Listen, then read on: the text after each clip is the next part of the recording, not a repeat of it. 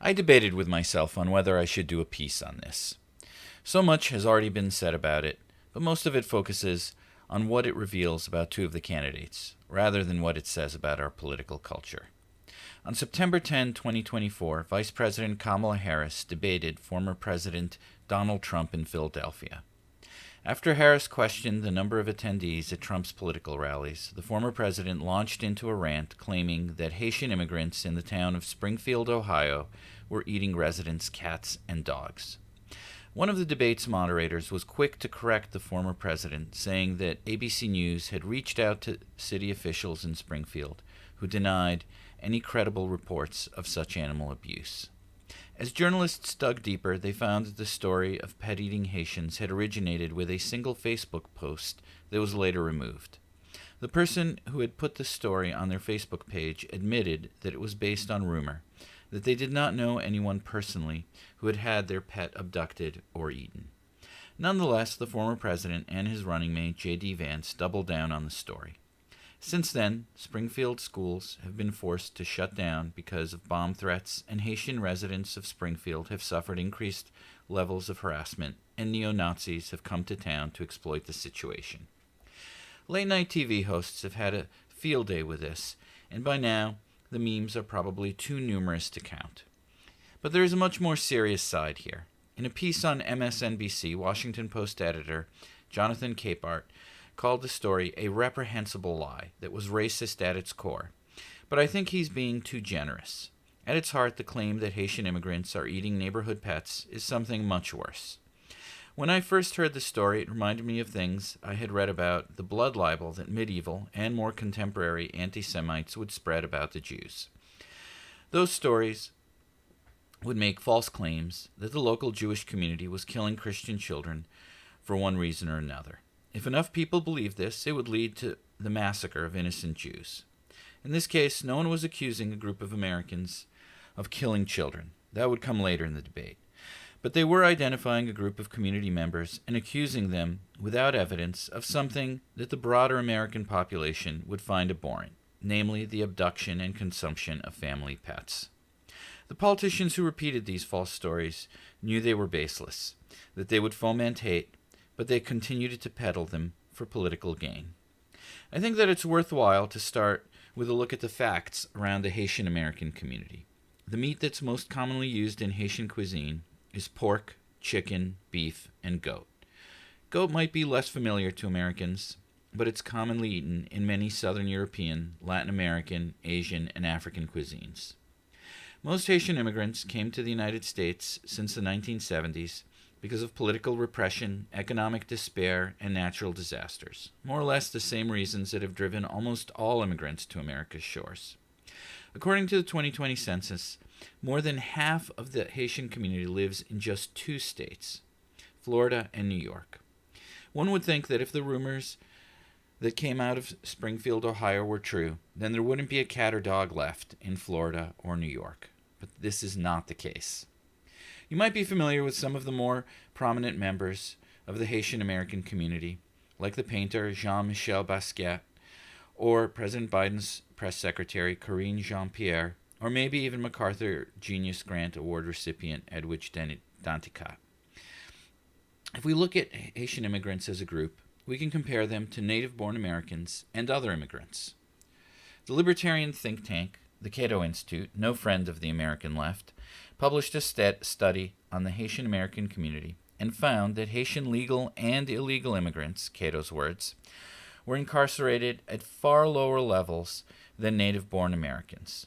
If we look at how well Haitian immigrants assimilate into American society, Cato tells us that the vast majority speak very good English, their children enroll in college at higher rates than native-born Americans or the average for other immigrant groups, and people of Haitian ancestry join the U.S. military at rates that are double the rate for the native-born population and 3 times as often as other immigrant groups. Those are the facts about the Haitian community in the United States, uncovered after 5 minutes of Google searches. What are the facts around the story of Haitians eating the Heartland's pets? The rumors started on social media and made their way to Senator J.D. Vance of Ohio, Trump's running mate. An article in the September 18th edition of the Wall Street Journal, reported that a staffer from Vance's office had gone to Springfield to find out from the city manager if the rumors of pet-eating Haitians were true.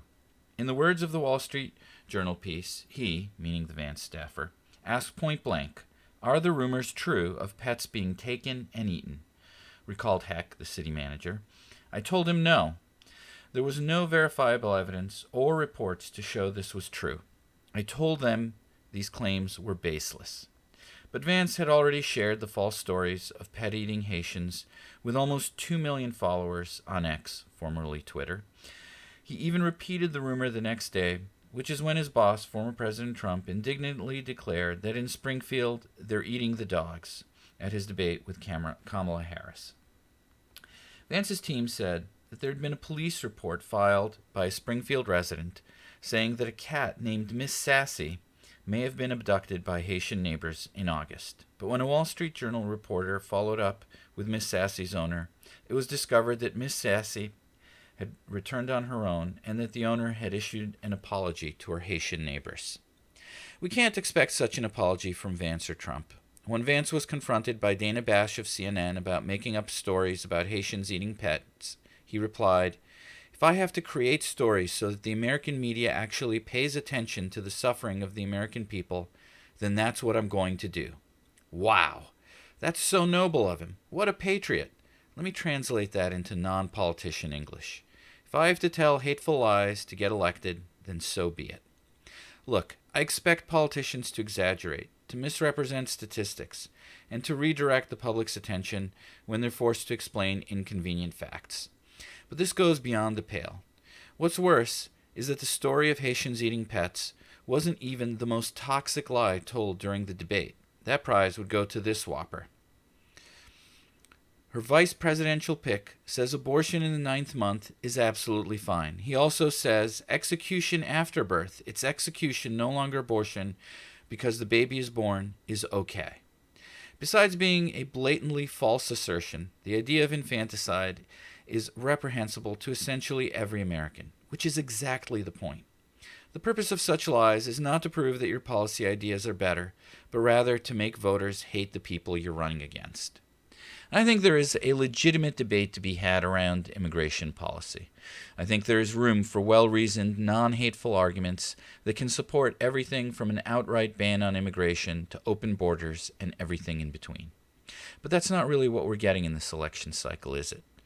What we're really voting for here is the kind of political culture we want our country to have. Ultimately, voters get the politicians they deserve. We should really consider what a Trump or Harris win would mean for our political culture going forward. If Trump wins, and wins big, the lesson Democrats will learn is that they can't take the high road. Lies, hate, and populism are the key to winning elections. Think Democrats are above that? Think again. Remember her? Here's what she had to say about young black men in 1996. I bet she's been regretting it since 2016. Or how about a presidential candidate claiming an election was stolen? That norm was broken in 2016, which probably made it much easier for this guy to go one violent step further. If Trump loses, and loses big, the Republican establishment will throw him under the bus because he won't be useful to them anymore. Nikki Haley will wag her finger at the Republican leadership and say, "I told you so." Paul Ryan will emerge out of the woodwork, and the party will go into a period of reflection. They will conclude that pandering to extremists is not the way to win elections, that they need to return to their roots as a center-right party, and that the key to winning elections is the quality of your policy ideas and the loftiness of your values. It really is that simple.